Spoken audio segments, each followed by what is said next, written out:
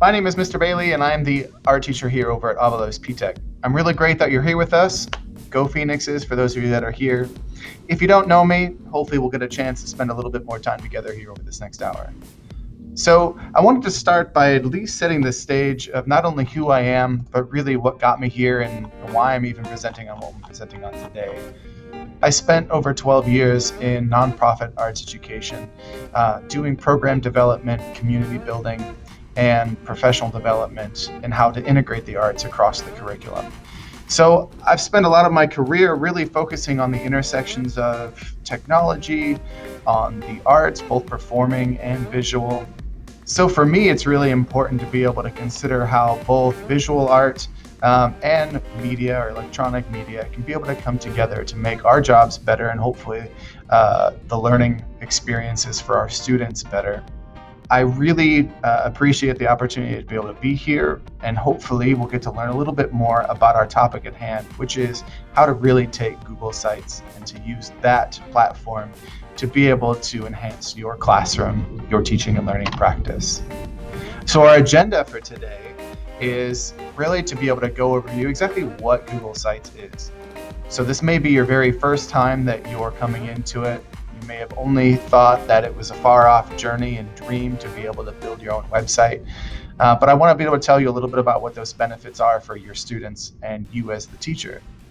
We're going to talk really about the foundations of leading into building your website, really revolving around design thinking and the creative process. So what really got us to this mindset of being able to create and to showcase in this manner? I'm going to look at the artistic process and really break it down and use that as a framework for the presentation itself. So how are you inspired? How do we even get started, right? Where do we start? What do we have to do to get started, both ourselves and with our students? The design process. So what can you do to set yourself up initially to be able to be the most successful? And I will actually show you and take you through just the ins and outs of being able to build a website using Google Sites. Hopefully I'll give you some tips and tricks along the way to be able to make it a little bit easier. And then at the end is really the reflection and the presentation part. Once you get it all done, looks pretty, and you're ready to tie that last bow, is to publish your final site and hopefully to take that opportunity to really reflect along your process, not only again for yourself, but for your students, and have your students do it with other students as part of that collaborative process. And hopefully by the end of it, you'll have that opportunity to really be able to create something yourself. So as with Aldine ISD, I thought it would be good to at least start with the things that you'll take away from this workshop. So I want you to know that Google Sites really is a powerful and easy tool to use. It's free for us being a part of the district, and the benefit of having it be within the district and the way that the settings are, we're able to publish for all grade levels. Now I know you might not necessarily do it with the young ones, but this could be a process for you as a teacher to really take it, to push out content, and to be able to build some experiences through the use of Google Sites. My goal is for you to really understand how Google Sites can enhance, to give you some ideas on how you will implement it and really grow your own teaching and learning practice. I want to be able to expand your teaching toolbox, as we say. So put it in, shake it up, and open it up to have that nice shiny treasure. So the goal ultimately is to increase that student engagement, and I really truly feel that this is an opportunity for you to do so. And then hopefully by the end, you will have to be able to go back day one and be able to create your own Google website and adapt it to fit the needs of your individual students and classroom. So let's talk a little bit about really what Google Sites is and how it can benefit you and your students.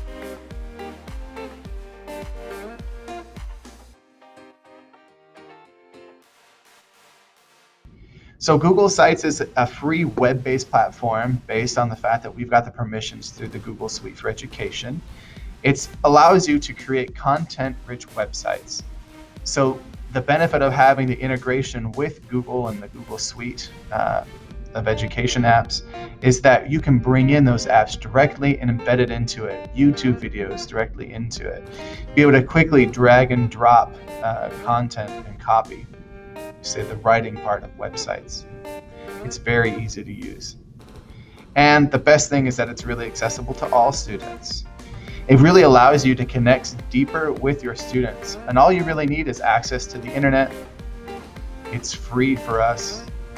It's aesthetically pleasing. The nice part is, and while some of us, if you're a little bit more advanced, you may really want to go in there and change a whole lot, for that very beginning user, it's your friend. It allows you to drop in colors. It's already got the theme set up. It truly presents the ability to change with only a few clicks, and then it updates across your whole platform. It is such a great tool for collaboration, not only between you and your classroom and your students, but the students among the students, and even you with your staff. Think about what this could potentially do for you in terms of professional development or staff development for your own team. It ultimately is going to really reinforce the development of 21st century skills as well. It's something that is definitely been cliche in the past, but it truly is an opportunity for your students to be sitting at the top end of Bloom's and the ability to really push them as far as using those higher order thinking skills. So on the teacher side, we can create a class website. The ability to just, again, drag and drop, curate your content, put it in, have all of that information there, and have more of an external presence for your students to be able to access content. This is a good opportunity and a good collaborative tool in parallel to using Schoology for your classroom, which has really been more of a depository for your assignments and things like that. It can be a digital newsletter. So this could be an opportunity to take some of those SEL practices and put them to work. How could you use Google Site to create more community between your students? More so than just that Schoology, which mentally they might be thinking, well, that's more connected to the work, the things that I have to do. This could solely be a positive influence on your classroom and those SEL practices that we hope to present through this year and beyond. But you could showcase student work, you could have birthday announcements, you can even present small mini challenges. Maybe this is those incentives or some kind of incentivization system. And ultimately, you could also, have reintroduction of the rules and be able to get back to it. Maybe those contracts that you have within your classroom. Now, while you would have to do this through your student account, you could possibly set up some kind of parent portal for them. Think about the opportunities to further the enrichment at your school. So you might be a sponsor of a club, and as long as you are within the network, you can push out that link and update periodically that content to keep your students in your club up to date. So great for sports teams. You could also use these for your PTAs and your PTOs at your school. As long as they have that ability to be able to have an account through the school, then that really helps. And ultimately, this is a really big one for teachers. Think about what this could do for you and your documentation throughout the year for your portfolio.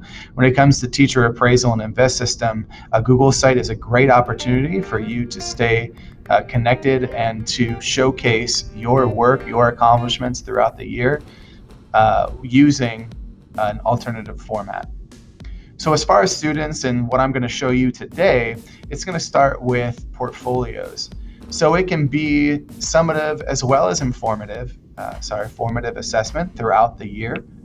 So not only just for potentially a single unit or project, even smaller of an increment, upwards to an entire semester's worth of work at your class. What this could be for your end of course requirements.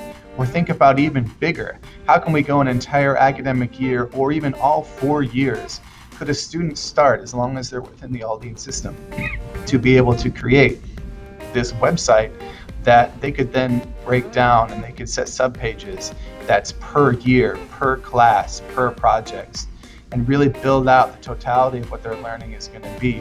It starts potentially day one. There's going to have to be that teacher that owns it, but I think it could be an amazing tool for students to be able to capture what it is that they actually did. Think about opportunities for assignment trackers. You could go through and even embed that within your website using some of those functions within Google Sites specifically.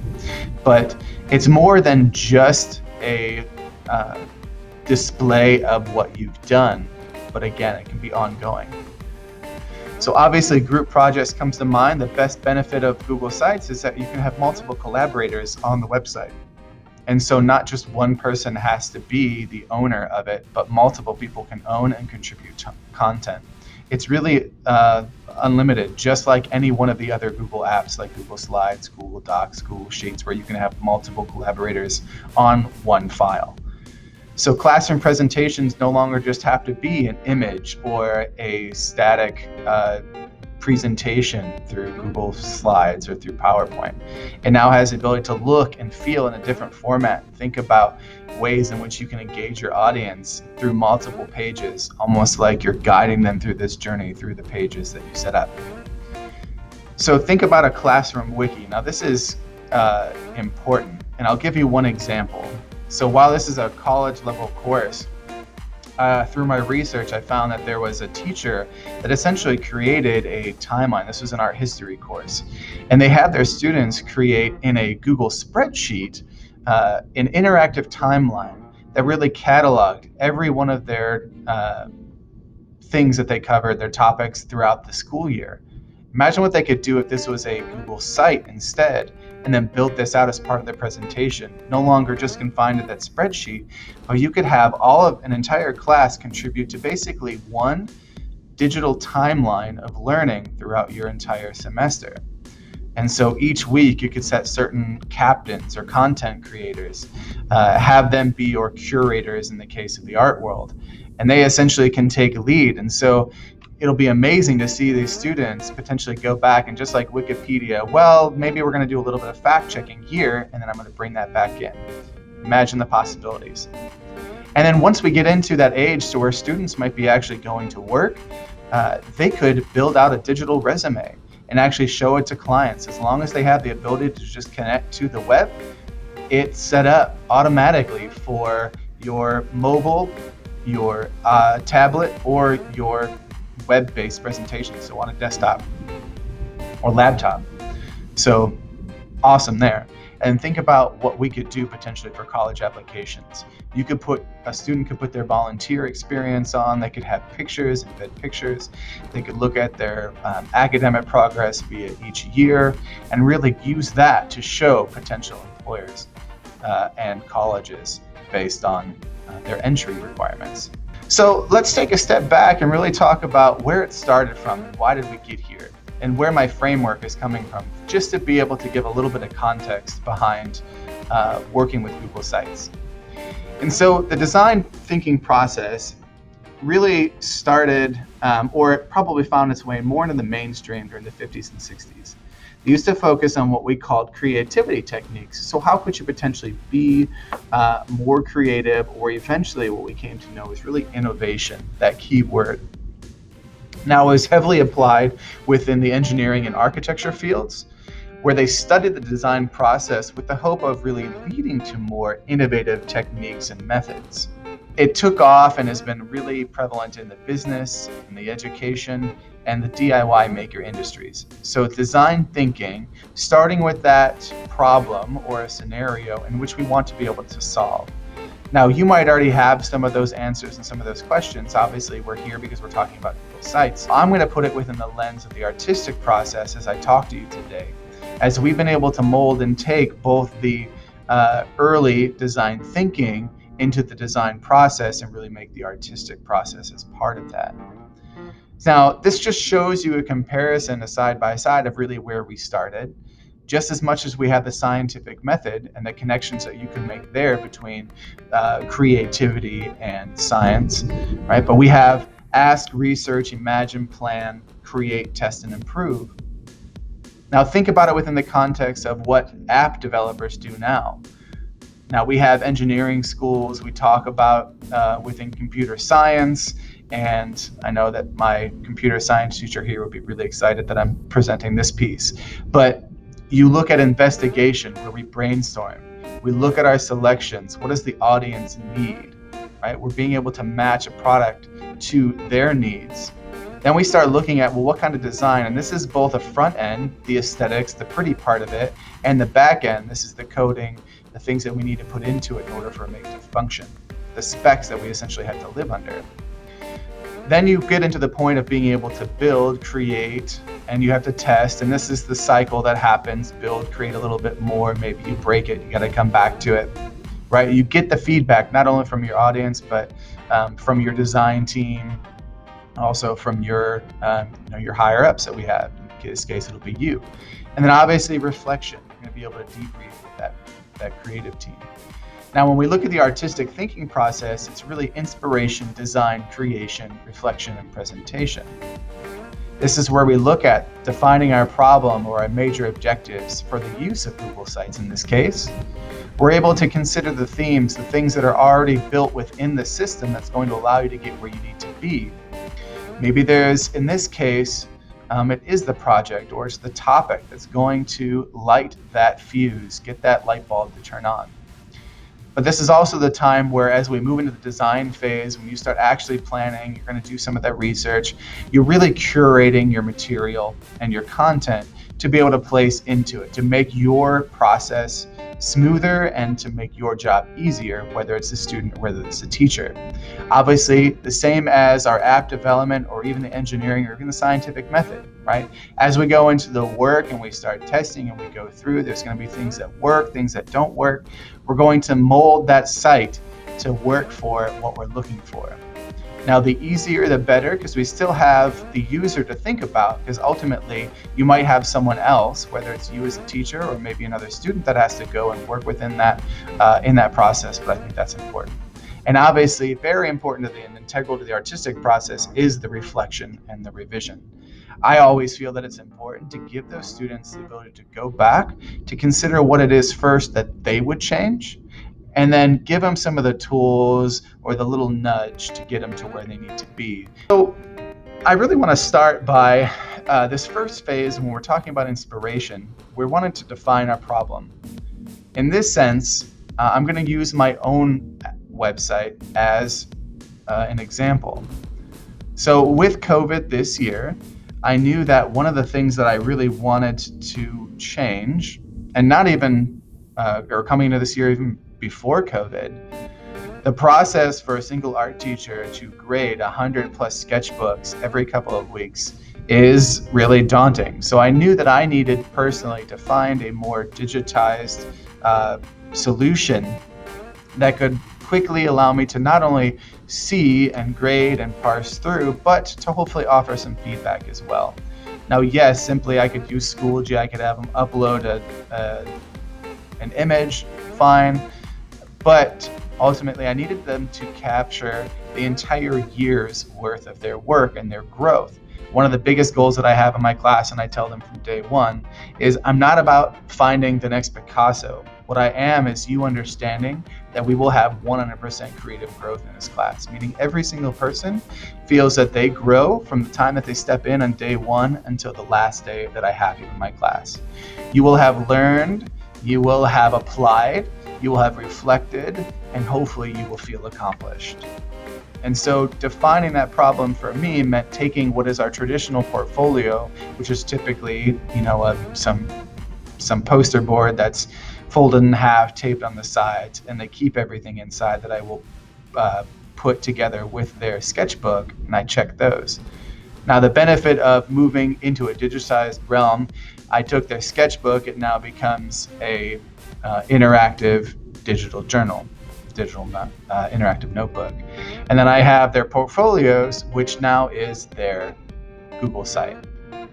And then it was a matter of setting up the logistics for how do I check throughout the year, how do I really make sure that they're understanding and the skills that they need to, when do I fit it within the year and the pacing and give them the right skills to be able to create a good site.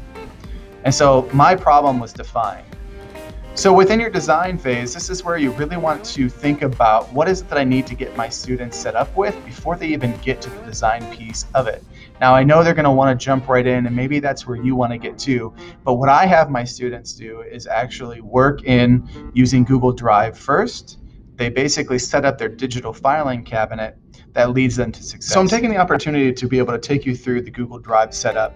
A big shout out to Mr. Kirkpatrick over at Carver. He does this with his digital art and photography students and has been a master at this for quite a while.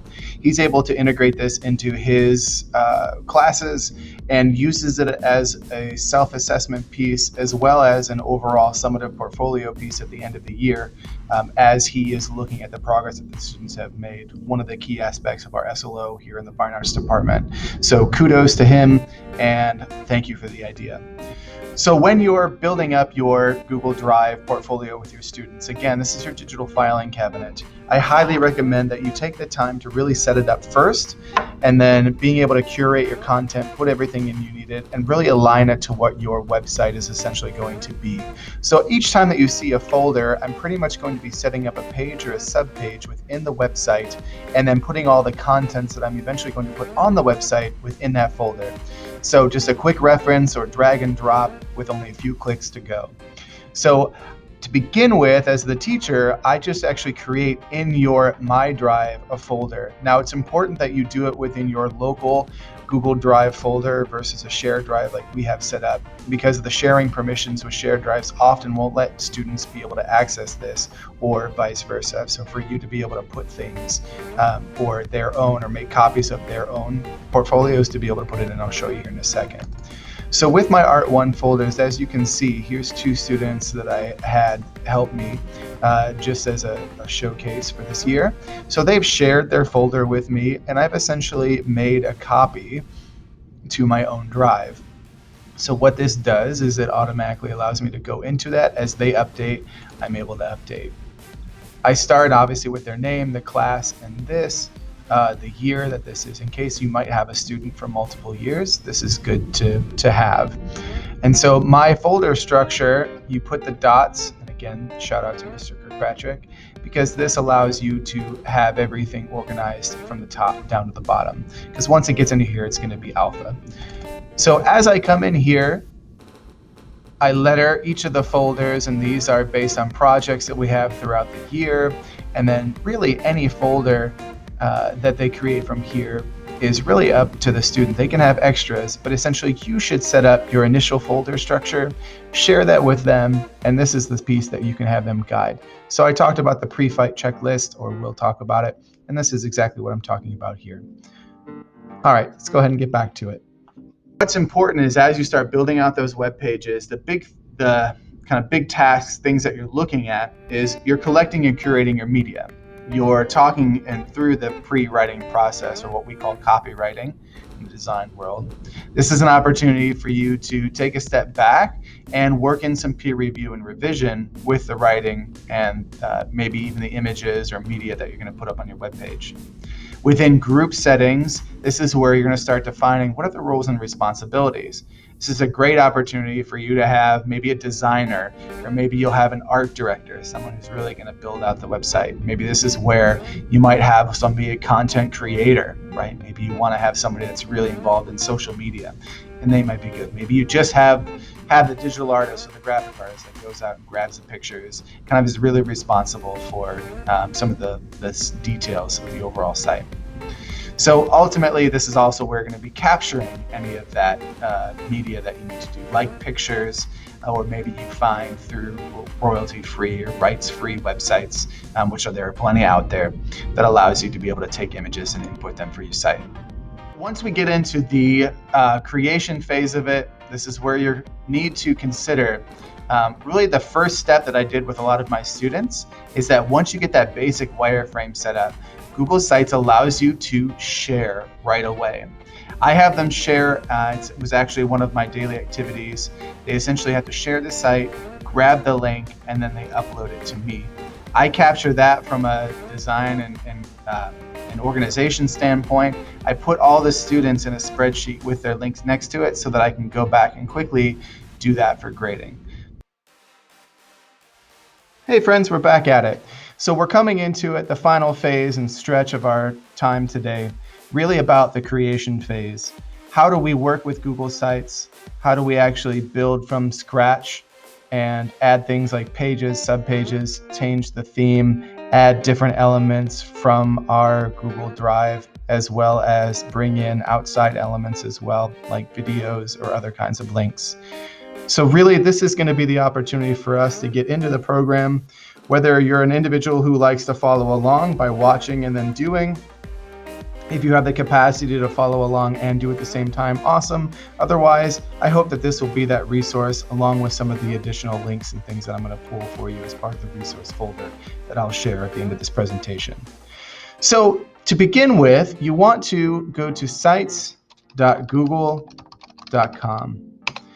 The alternative is to hit our little Google waffle up here, and it's going to be directly within it. But the benefit of doing this, as you notice, is when you open up Google Sites, it's going to take you to the dashboard. So all of these sites are ones that either I've created or my students have shared with me, and it gives you just a quick overview. It is important that we always rename so that we have a clear indication of what we're looking at. But the benefit is that you want to be able to work with, or you're crunched for time, they also have some pretty great templates that you can start off with. For today's purposes, I'm going to go ahead and start a new link. So when you click blank, you're going to get this to open up. The first two pieces I always tell my students, make sure that we change the title of our site. So I'm just going to call this Aldine ISD DSD test. From here, let me just go ahead and go overview and give you a nice understanding of what the platform is and what you're looking at right now. So obviously up at the top, this is the name of your website. Once you change this, this is what's going to reflect as well back in the dashboard, but it automatically will do and add this to your header. Right now we have this middle, which is our work area, our canvas, so to say. Each time that you scroll over, if you notice these blue bounding boxes, or as you start adding content, that just means that it is an editable piece. There's some other pop-ups that will come up that you can further edit and use for quick select. It also works up to you. At the rest of it, you'll see on the top right, you have your undo actions, redo actions. You can preview based on the type of output you're looking at or the device. So desktop or large screen as they call it, you have your tablet and you have your phone. This is what's pretty amazing. Again, as long as your student has that access to something with the internet, you can find your websites pretty easily as long as it's published.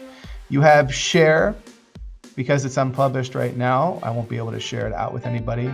You have collaborators. This is great and needed for group projects. You have settings, and you have some other pieces. You're pretty much not going to get into your more right here. All you have to worry about is this right-hand panel next. So now that we've got our website started, I'm just going to go ahead and publish right away, so then that way it becomes live. So as you'll notice here, you'll see that at sites.google.com, we're under the Aldine ISD domain, so that's what's next. And then you have the name of your website. And you can change this to anything you want. Who can view my site? Anyone with an independent school district. If you click it, you don't have a whole lot of options because of the way that our domain is set up. Okay, I'm going to go ahead and publish. Now you'll notice that right here, you can either copy your published link, but it also allows you to, when you click on this little arrow, you can view your published site. So it is now live. There you go. So as I work into this right side here, these are all your drag and drop options. You have each of the four elements. You have text boxes. You have images that you can add. Let me just add a quick image that I get, how about from Google Site.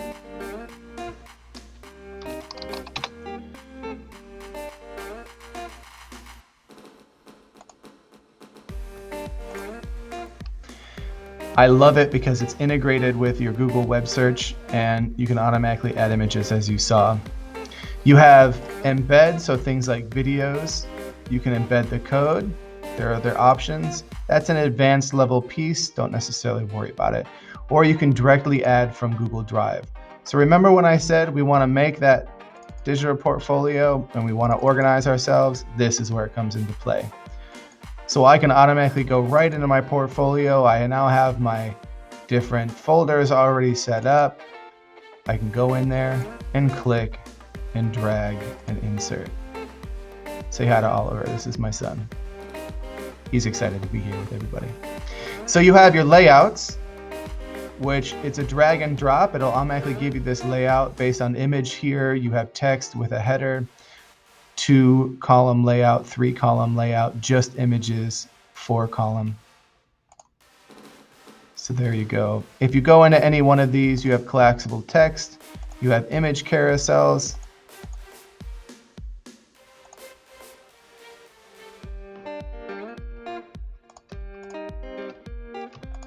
Disney, don't sue me. There you go.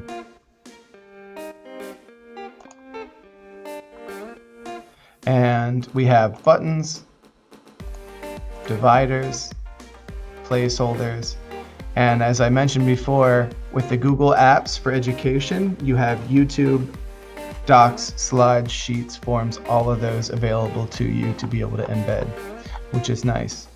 And just as much as I was able to put in, I can easily take away. If you go over here, you'll notice that there are 2 different options. You can slide your content. I can delete the row or the section.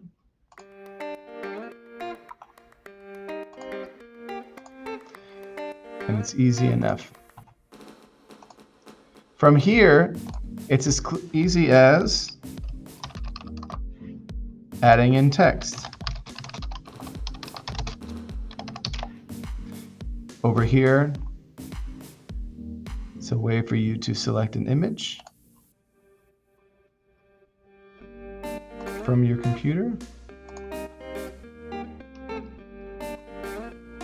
Now, if you notice it crops up, you can either uncrop or crop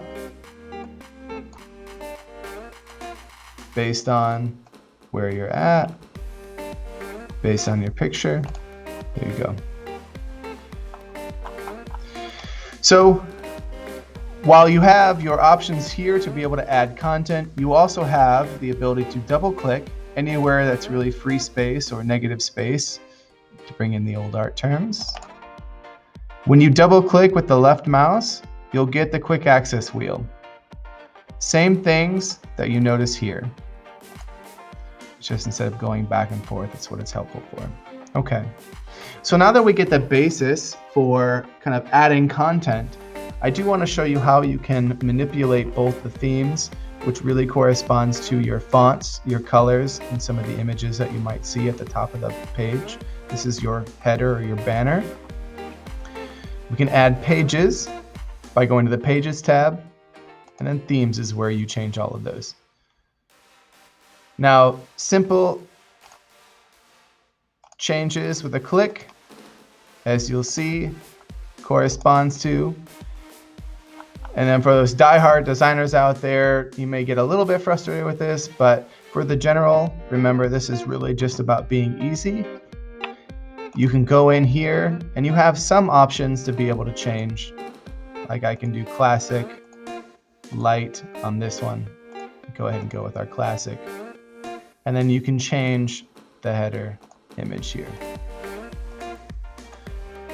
The right basically allows you to change based on a color that you designate. And there you go, you'll see it there. And it's going to change some of our colors within there. So to add pages, once you go to that pages, you're already going to notice that you always have the home button. I'm going to go here and I'm going to add just a new page.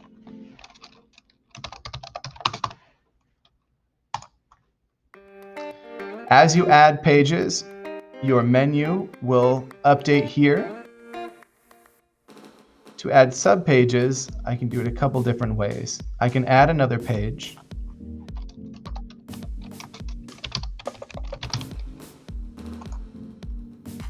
When I add the page, I can then drag and drop into that first one. Now I have a subpage of project 1. The other option is when I go to project, I can click on the 3 dots and I can add a subpage this way. So P1 sub 2. Now you'll see up here that as I scroll over, I now have both of my subpages from there. And then this brings me back to my main menu. Okay.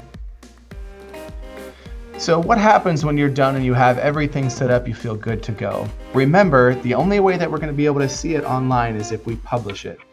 So make a habit of, even though it does save locally, meaning everything that I do is going to save here, it's not going to go live until you hit that publish. So you'll see the changes. It gives you global changes here and then individual changes each of the pages. So now that I've got each of my pages set up, it will go through here and it'll actually do a drop-down list that'll show you all the changes that you made that's corresponding to that specific page. I'm going to go ahead and publish. Good to go. Now let's see what our live looks like. View published sites. And there you go. You have the ability to click, go into your sub pages. You even have the ability to search your site, but it's based on text. Okay. And then clicking over here brings you back to your home page. So just to give you and show you an example of how I've been able to adapt it for my class, this was a sample from my Digital Art 2 class, where I had each of the units that we did, had them putting in the final product, a written reflection that had them answering a few different questions.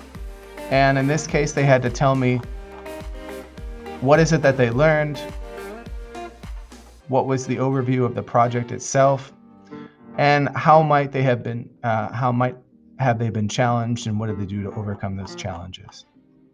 So this ended up being that digital portfolio for the entire semester. As we added projects and we went along, they added content to those pages. So this was the student example that I gave them just to see some of the basis and how I walked them through and modeled the creation of the website.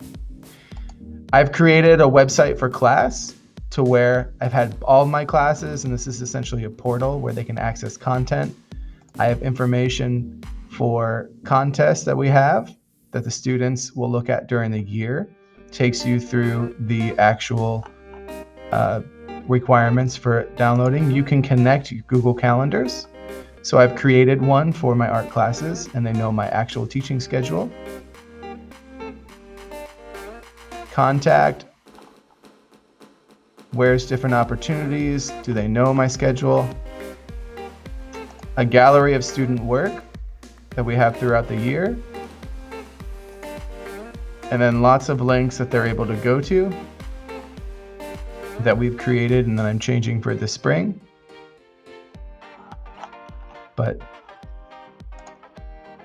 And then what our school actually had done is we created one to help support with our recruitment efforts.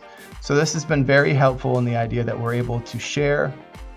This gives us that visual presence that really captures our audience in a different and more unique way, authentic way. So all of these options coming from a pretty simple, easy to use. So let's go ahead and go back, finish up, and we'll see you soon. The final step is that reflection and presentation. It is publishing our website, making it live. So this is the ability for your students to get up in front of class, to be able to present it. The great thing is whether you're in an all in class or learning on campus, whether you're strictly a learning at home student and teacher, or if you're within a hybrid environment, all of these allows you to engage in real time with a site, as long as you have the access to not only the site link, but in this case, the video conferencing opportunity. So this is where you want to be able to do your final critique, really set yourself up, give some time. So whether or not it's passive, maybe you're giving an opportunity for groups to come together and complete that final rubric, or whether or not you make it a more formal presentation opportunity. This is also the ability for you as the teacher to be able to provide that real-time feedback, because that is important. And then always give the students the ability to go back and hopefully leave a little bit of wiggle room to be able to revise for their final submission. How have you hopefully been inspired today to be able to take Google Sites and implement it in your classroom? And I'm going to have folder set up. I do this a lot with my Aldine Art and with my colleagues here at Avalos P-TECH, just to be able to have that resource library set up for you. It's going to be open to anyone in Aldine. Grab those resources. I'll even from time to time, I'll put more into it. And if you find something too, please add to it, share among your colleagues, and have that opportunity to be able to pay it forward, as we say. So this has been Digitize Your Learning Journey with Google Sites. I hope that through this digital resource folder and through the conversations that we could potentially have, not only amongst ourselves, but with our students, that you will find this to be a really great learning opportunity. Hey everybody, thanks for joining me for today's presentation. I hope that you've been able to walk away with a little bit better of an understanding about how Google Sites can be that powerful tool in your classroom. So whether it's you as a teacher creating and pushing out content for your students, for your school community, or it's your students really being a master of their own learning by creating content themselves. I'm going to do a little bit of a shameless plug here. Please feel free to reach out to me anytime. My email is grbailey@aldineisd.org, or tweet today, because that is our district thing.